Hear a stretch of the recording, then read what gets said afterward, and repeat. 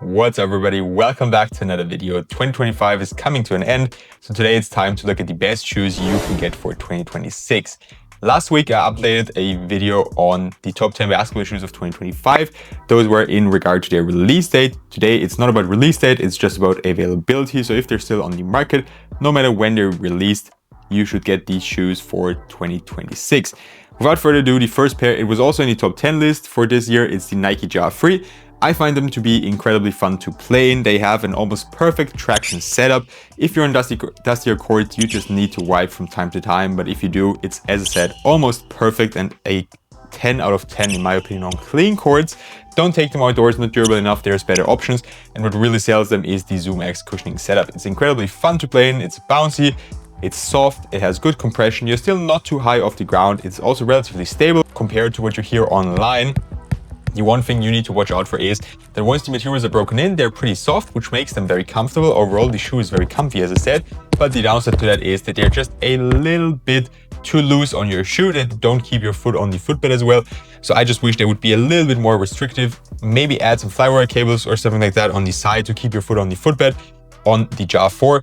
But apart from that, they're very fun to play and you've got great colorway options, and also the retail price at $125 is pretty nice. The next pair also on the top 10 list is the 808 Ultra, or I have the 808 Ultra Volume 2 here. Both shoes are very similar. These have a little bit more reinforced materials, so they're a little bit more supportive than the regular version. The regular version is more soft and has better breathability, but as similar to the Ja Free, the main selling point of the shoe is the crazy cushioning setup. Full length, super boom drop-in midsole, the best drop-in midsole I've ever tried. And if you use my discount code LUCASSIMONE10, you can get them for around 130 euros, which is an insanely good value for money price. Next up is a shoe that's been out for a little longer as well, the New Balance Hazy Low Volume 2. I absolutely love playing them, and I think New Balance is really killing it. Also, the athletes are kind of killing it in the NBA right now. The most prominent players wearing the Hazy Lows are Tyrese Maxey, of course, and Cooper Flagg. What I like about them so much is the very reliable traction performance. There are some colorways that have a fully solid rubber outsole. Those might actually work outdoors because the cushioning setup is also kind of nice. You've got a good amount of compression in the heel and are rather low to the ground in the forefoot. One downside is that it does bottom out relatively quickly, at least that's what I noticed. I ran through a pair very quickly if I wore them on a near day-to-day basis. The materials are a little bit stiff at first. That's also why the fit at first is kind of narrow, but once you've broken them in, they are very soft, very comfortable as well. And the support features, I really had no issues with them. And they also come in at a very good price point at $120. Next up is my all-time favorite basketball shoe, the Nike Book 1. I recommend getting the colorways that have all synthetic materials because they're a little bit softer, they're broken in quicker, and they're also more breathable because breathability is a downside of this shoe. Why do I like them so much? The traction performance is very reliable. I hardly ever slip out and I play all my games in them, so that's really high praise for a basketball shoe. Herringbone pattern is just the way to go. They also have the perfect cushioning setup for my likings, so if you're like me, then these will be perfect.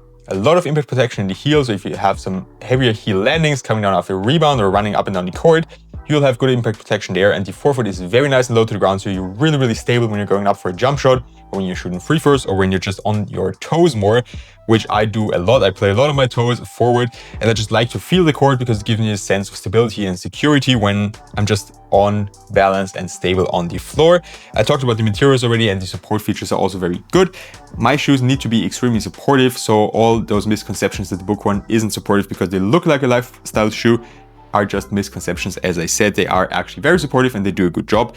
Right now there's also colorways on sale as the Book 1 is going to come out early 2026, the Book 2, my bad. So I'm definitely hoping to get a pair of these too. They changed up the setup a little bit, which I'm kind of sad about, but I'm hoping they will be very good yet again. The next pair on the list is from Adidas. It's the Adidas AE2s. I really enjoy playing in them. In my opinion, they are a clear upgrade over the ones. Not all people might agree with me. The traction performance is very good and very reliable, just like on the ones, but also not durable for outdoors. The cushioning is kind of make or break for them. For me, it's a make. For a lot of people, it could be a breaking point because it's not as soft as on the ones. It kind of feels like the AE1 lows, and a lot of people didn't like these. Support features are perfect, no heel sip, nothing there, no issues whatsoever. One thing I do mind, or I noticed with the lacing system, the laces are kind of way too long. So if you lace them really tightly, you just don't know where to put the laces. I don't know what's going on there. Usually laces are too short, but here they're way too long. And what makes these an upgrade in my opinion is the materials. They're way lighter. Everything we have on this shoe, we had on the A1s as well, but just underneath that cheese grater like shroud. So in my opinion, that's a clear upgrade as they're lighter and they improved some minor things on the shoe as well. Next up, we have the Way of Weight 10. This shoe has been around for ages. The Way of Weight 12 is already out. I haven't tried those yet, so I can't speak on their performance, but the Way of Weight 10s are one of the all-time best basketball shoes. Awesome traction performance, also durable enough for outdoors. Full-length boom cushioning, you can never go wrong with Way of Weight's boom setups. A full-length carbon fiber shank plate, incredibly bouncy. These are probably the best shoes if you want to jump higher. That can really add a little bit to your vert. And very soft and thin materials, yet still containing because the lacing system works well. And of course, the carbon fiber plate adds great torsional support. Next up is another shoe from Adidas. I dubbed these the best basketball shoe of 2025. That was a big surprise. I didn't expect that. It wasn't on my bingo card at the start of 2025. Didn't think I was going to say that the Donovan Mitchell line is the top line of 2025, but I really enjoy playing in them. They've got some awesome colorways as well, and they have very good performance. Obviously, otherwise they wouldn't be the #1 pair. Traction performance is very reliable. Just beware if you're on dusty courts, you need to wipe a little bit more often. That's why I also thought long and hard about putting them at #1, because the traction performance just isn't as top tier as with some other shoes. But everything else on the shoe is just very good. Combined with the low retail price, I think they're going for 130 or 120 even. I think it's 120. So that's really amazing value for money for such a good basketball shoe. Full length Light Strike Pro as well. Fixed slab in the heel, lower to the ground in the forefoot. You can already guess that's how I like it. The materials are not as breathable as some other shoes, but I don't really mind that as much. They're very comfortable. I just like shoes that add a lot of comfort, good impact protection in the heel, reliable traction performance, and that are very supportive. These check all those boxes, and overall I just like the design a lot as well. And as I said, there's some cool colorway options available. The next shoe I can recommend you guys get is the Nike Sabrina 2. I actually like these more than the Sabrina 3 because they are more wide foot friendly, they're softer, and just not as narrow as the Sabrina 3. The Sabrina 3 are kind of like the Sabrina 1, so also a good basketball shoe, but just not really for my feet. If you prefer kind of stiffer setups and that are more narrow, definitely go for the Sabrina 3. There's nothing wrong with them. And for the Sabrina 2, they were just overall an amazing performer. The one thing I didn't like as much about them was the torsional support. This is an ID colorway, so they're still pretty stiff. But if I take out one of the colorways that I have played more with, can see that they flex very easily in the midfoot area, which I usually don't like. That's why I also went with my Victory insoles in them. That worked very well because you're so crazy low to the ground. It doesn't even matter if you put a thicker insole in there because they're still very low to the ground. Lacing system does a good job. The materials are incredibly comfortable. These were probably my most worn shoe at shoot around last year just because they were so comfortable. And the traction performance is reliable. I actually prefer the setup on the translucent outsoles. And one thing, durability was also an issue. Don't take these outdoors, even though this solid rubber here kind of looks tempting to take outdoors. The cushion setup is not there. The materials are way too thin and even the outsole will wear off. Next up, yet again, a pair from Nike. That is also an old school pair, the Nike LeBron 20. The 23 is already out. I didn't really like the 22s. I don't like the 23s as much. I thought they were going to be really cool, kind of Kobe 8-esque or something like that. But the drop-in is way too thick, the shoe is just too heavy, too clunky, so I don't really enjoy them. And in my opinion, LeBron 20 is still the best LeBron shoe of the entire line. Excellent traction performance, very comfortable cushioning setup, thin yet supportive materials, and a carbon fiber plate, Nike Sphere setup, heel corner, good lacing system. Overall, a really good shoe, and they keep on releasing some colorways. The pink diamond colorway is still out on certain websites, so I think you can definitely still find a pair, or maybe you can find them on certain resale or like flea market websites where you can get them for even cheaper or under retail. Next up are two shoes from Anta. I couldn't really decide which one I like more, so I just went with both, the Kai 2 and the Kai 1. Both are awesome, but they're kind of different. I like both, so let's talk about the Kai 1s first as they released first. You can see a very thick slab of, I think it was like a nitro foam cushioning they called it. Very comfortable, a lot of compression, kind of high in the ground for me in the forefoot, but still not to a point where I feel unstable or anything like that.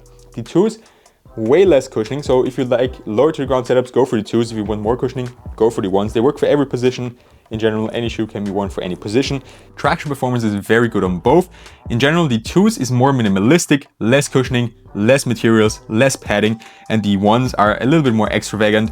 You've got like a thick slab of cushioning, a lot of padding in the heel area. You've got this forefoot strap, the tongue is extremely padded, and they're also a tiny little bit heavier. I didn't mind it, I enjoyed playing them, and I think they just look awesome, especially in this all pink colorway. And on the 2s, you just have less of that. You can see just by comparing them side by side, you can already tell that there's just less going on the 2s. The 1s are a little bit more wide foot friendly as well. These need to be broken in. And one thing you can actually do if they're too narrow for you, something I did, you have some flywire cables here going down the side of the shoe. One of them is exactly where my foot is at its widest, and it was pressing into my feet like crazy. So I just cut through it. They're not connected. So if you just cut through one flywire cable, you'll have a tiny little bit less support right here, but overall it's not an issue. I enjoyed both shoes, so that's why I wanted to keep them both in here, as they're still releasing colorways of the 1s and of course new colorways of the 2s. Now for the last 2 shoes, I've got the 361 Joker one. I really like all those collabs they did. Here's the SpongeBob collab, just looks awesome on foot, and the performance is also very good. I actually got the Joker 2s about a couple of days ago. I have played in them just very minorly. I had them on foot. I did a traction test video on my Instagram and also on YouTube Shorts if you want to check that out. But I don't feel comfortable yet giving my recommendation on them, to putting them on this list. They'll probably be in the top 10 or top 5 of 2026 so far videos. But for now, I want to stick with the Joker 1 or the Joker 1 GT or the Joker 1 SE, because all those models have excellent traction performance, excellent overall performance and traction performance. If you're on a budget, I would go for the regular Joker one. They come in at around 125, and I also have a discount code for 361. You can find it in the description box down below. If money is not an issue for you, you can go for the Joker 1 GT. Those are absolutely phenomenal. They take everything that the Joker 1 does well and just add another level to it. So these are like kind of at a 3.5 to 4 out of 5 on everything, and the Joker 1 GT is close to a 5 out of 5 in every performance category. Traction performance is very reliable. You can also take them outdoors.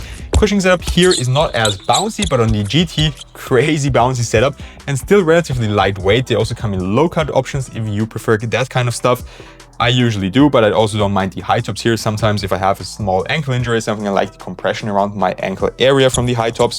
The materials are synthetic leather, good padding, they're very comfortable, and the support features are also top tier. Especially here, this lacing system really keeps your foot locked in. It works wonders.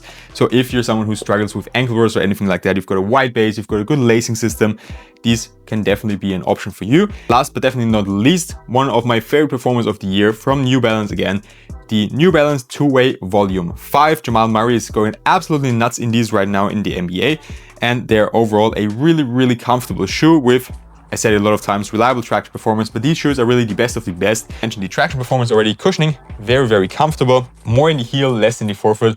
You can see that's how I like it already, but there's also more than enough shoes in this video that have a full-length comfortable cushioning setup.